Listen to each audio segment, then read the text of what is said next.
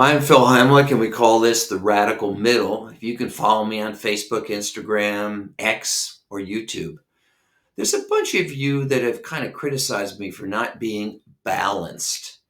You say things like, "Why are you always against Donald Trump? Why don't you criticize the Democrats for a change?"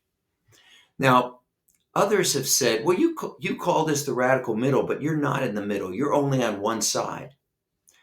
Well, let me explain first what I mean by the radical middle. It doesn't mean being a moderate or even being in the middle. What it means is the freedom to be a truth teller, regardless whether the view is extreme or not, or whether the view is considered left wing or right wing.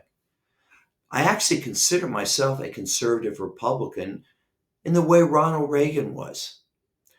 Reagan, was a former Democrat, and he once said, "I didn't leave the Democratic Party, they left me." That's exactly how I feel about today's MAGA-led Republican Party. They're no longer for free trade. They don't support law and order. They don't support balanced budgets. What's worse is our president doesn't stand up to dictators like Reagan did. In fact, he's more chummy with Russia than with our Democratic allies. And of course, we have the Putin wing of Congress that goes along with them. My response when people say, "Why are you always against Trump?"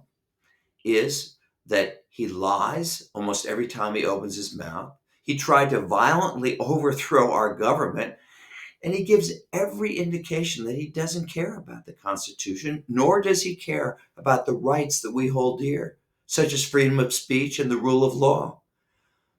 Comparing his conduct and his character with other politicians of either party is a false equivalence. It's as if you said, "Hey, why do you always criticize Vladimir Putin? Why don't you speak out against the other side?" Well, because Vladimir Putin invaded a democratic ally and is responsible for 1 million casualties in Ukraine. And who is the other side? The Russians who oppose him, who end up poisoned, dying in a gulag, or thrown out a window?